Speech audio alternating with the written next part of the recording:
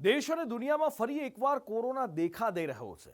કોરોનાની નવી લહેરે એશિયાના 5 દેશોને લપેટામાં લઈ લીધા છે, જેમાં ઊંચકાયેલા મૃત્યુ આંકે ચિંતા વધારી છે। ભારતમાં પણ કોરોનાના કેસ ઝડપથી વધી રહ્યા છે અને ગુજરાતમાં પણ કોરોનાના કેસમાં જબરો ઉછાળો આવ્યો છે અને ફરી એકવાર ચિંતાનું મોજું ફરી વળ્યું છે।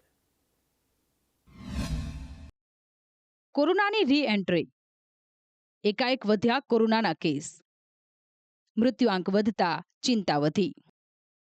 દેશ અને દુનિયામાં ફરી એકવાર કોરોનાના કેસોમાં ઉછાળો થયો છે। એશિયાના 5 દેશોમાં કોરોનાના કેસો ઝડપથી વધી રહ્યા છે। ચાઇના, સિંગાપુર અને થાઇલેન્ડમાં કેસ વધતા ચિંતાનું મોજું ફરી વળ્યું છે। હોંગકોંગમાં 10 સપ્તાહમાં કેસોમાં 30 ગણો વધારો થયો છે। જોકે ભારતમાં પણ એક્ટિવ કેસનો આંક 257 પર પહોંચ્યો છે, જેમાં ભારતમાંના કેરળ, મહારાષ્ટ્ર અને તમિલનાડુમાં સૌથી વધુ કેસ નોંધાયા છે। હાલમાં જે વેરિયન્ટ કહેર મચાવી રહ્યો છે તે જૂના વાયરસ ઓમિક્રોનનો જ એક ભાગ છે। જોકે આ ખતરનાક વાયરસની ગુજરાતમાં પણ પગપેસારો કર્યો છે। મળતી નવી માહિતી મુજબ જાન્યુઆરીથી મે સુધીમાં કોરોનાના કુલ 21 કેસ નોંધાયા છે, જેમાંથી હાલ 15 કેસ એક્ટિવ છે।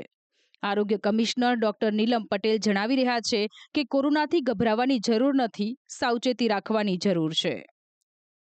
ટોટલ જાન્યુઆરીથી મે અત્યાર સુધીમાં 24 કેસીસ નોંધાયેલા છે। એટલે જે થોડો 15-20નો જે કેસ વધારો છે એ મે મહિનામાં થોડો જોવા મળેલો છે। ટેસ્ટ રેગ્યુલર થઈ રહ્યા છે અને પરિણામે છૂટાછવાયા કેસીસ જોવા મળી રહ્યા છે। અમદાવાદ કોર્પોરેશનમાં અને પ્રમાણમાં ગુજરાત રાજ્યની અંદર ગણીએ તો થોડા વધારે કેસ ગણાય।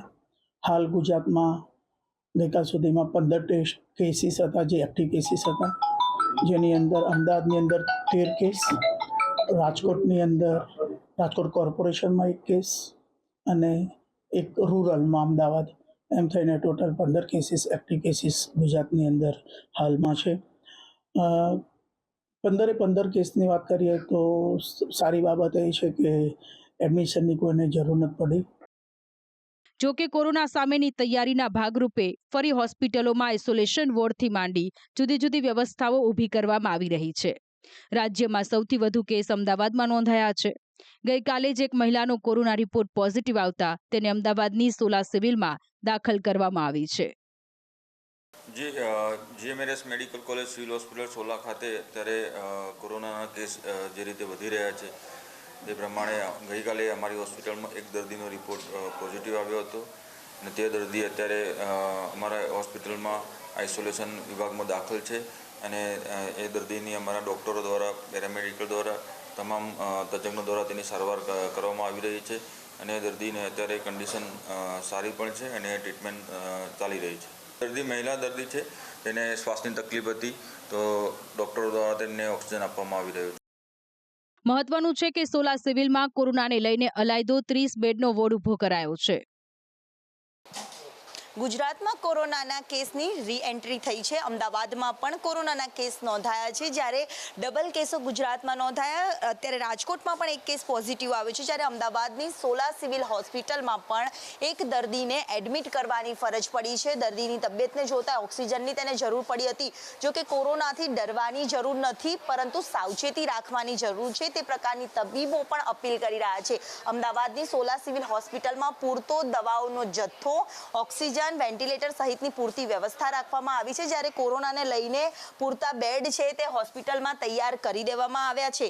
હોસ્પિટલોમાં પણ બેડની તૈયારીઓ છે આગમચેતીના ભાગરૂપે કરવામાં આવી છે, કારણ કે અમદાવાદની સોલા સિવિલ હોસ્પિટલમાં એક દર્દી પોઝિટિવ નોંધાયો છે અને તેની સારવાર હાલ ચાલી રહી છે। કોરોનાના જો લક્ષણો પણ જો જણાય છે તો તેને તાત્કાલિક ધોરણે દર્દીએ રિપોર્ટ કરાવવા માટેની અપીલ પણ હોસ્પિટલના સત્તાધીશો તરફથી, તબીબો તરફથી કરવામાં આવી રહી છે। જોકે કોરોનાને લઈને સાવચેતી રાખવાની જરૂર છે, તે પ્રકારની ડરવાની જરૂર નથી, તેમ સૌ કોઈ અપીલ કરી રહ્યું છે। જોકે એક બાદ એક કેસ કોરોનાના સતત વધી રહ્યા છે। અમદાવાદની જેમ દરેક નાના મોટા શહેરોની હોસ્પિટલમાં આવી અલાયદી વ્યવસ્થા ઊભી કરવામાં આવી છે। જૂનાગઢ સિવિલ હોસ્પિટલમાં 800 ઓક્સિજન બેડની વ્યવસ્થા કરવામાં આવી છે। જીએમઆરએસ જનરલ હોસ્પિટલ જુનાગઢ ખાતે કુલ 800 બેડ છે અને તમામ બેડ ઓક્સિજન સપ્લાય સાથેના છે। જરૂર પડે બેડની સંખ્યામાં વધારો કરી 1180 બેડ સુધીની વ્યવસ્થા થઈ શકે તેમ છે। આ તમામ ઓક્સિજન સપ્લાયવાળા જ બેડ રહેશે હાલમાં કોઈ પણ શંકાસ્પદ કેસ નોંધાયેલ નથી અને અગમચેતીના ભાગરૂપે ગ્રાઉન્ડ ફ્લોર પર 50 બેડ અને 7th ફ્લોર પર 100 બેડની અલાયદી વ્યવસ્થા કરવામાં આવેલ છે. RT-PCR ટેસ્ટ કિટ પૂરતા સ્ટોકમાં ઉપલબ્ધ છે. 1900 ટેસ્ટ થઈ શકે તેટલા પ્રમાણમાં સ્ટોક ઉપલબ્ધ છે. ભરૂચ સિવિલમાં પણ આઇસોલેશન વોર્ડ તૈયાર કરવામાં આવ્યો છે. ભરૂચ સિવિલમાં 100 બેડનો વોર્ડ, 5 ઓક્સિજન પ્લાન્ટ પણ કાર્યરત કરાયા છે. કે આપણી સિવિલ હોસ્પિટલમાં અત્યારે 5 ઓક્સિજન પ્લાન્ટ્સ છે જે લગભગ 200 બેડ સુધીની ક્ષમતાને કવર કરી શકે છે. એમાંથી 100 બેડનો કોવિડનો આઇસોલેશન વોર્ડ અત્યારે અમે તૈયાર કરીને રાખેલ છે. આ વોર્ડમાં 110 વેન્ટિલેટર અને 120 બાયપેપ તથા દવાઓનો પર્યાપ્ત જથ્થો આપણી પાસે ઉપલબ્ધ છે. એના સિવાય મેન પાવરમાં આપણા પાસે સિવિલ હોસ્પિટલમાં અત્યારે ડૉક્ટરોની ટીમ અમે લોકોએ પૂરેપૂરી રેડી રાખેલી છે. જો કે આજે નડિયાદથી વધુ એક ચિંતા વધારનારા સમાચાર મળ્યા છે. નડિયાદમાં 8 મહિનાની બાળકીનો કોરોના રિપોર્ટ પોઝિટિવ આવ્યો છે, જેને હાલ હોસ્પિટલમાં સારવાર માટે દાખલ કરાઈ છે. જો કે કેટલાક નિષ્ણાંતો નબળી રોગ પ્રતિકારક શક્તિ ધરાવતા લોકોને બુસ્ટર ડોઝ લેવાની પણ સલાહ આપી રહ્યા છે. બુસ્ટર ડોઝ કોણ લઈ શકે? નબળી રોગ પ્રતિકારક શક્તિ હોય તેમણે લેવો જોઈએ. વૃદ્ધો, બાળકોએ બુસ્ટર ડોઝ લેવા સલાહ. ડાયાબિટીસ, કેન્સરના દર્દીઓને બુસ્ટર ડોઝની સલાહ. છેલ્લો ડોઝ લીધાને 6 મહિના થયા હોય તો બુસ્ટર ડોઝ લઈ શકાય. સંક્રમણ થયાને 6 મહિના થયા હોય તો બુસ્ટર ડોઝ લઈ શકાય. આમ દેશ અને દુનિયામાં ફરી એકવાર મોતના વાયરસની રીએન્ટ્રી થઈ છે. જો કે કોરોનાની આ નવી લહેરમાં મૃત્યુઆંક ધીમે ધીમે ઊંચકાઈ રહ્યો છે, જેણે વિશ્વભરમાં ચિંતા ફેલાવી છે.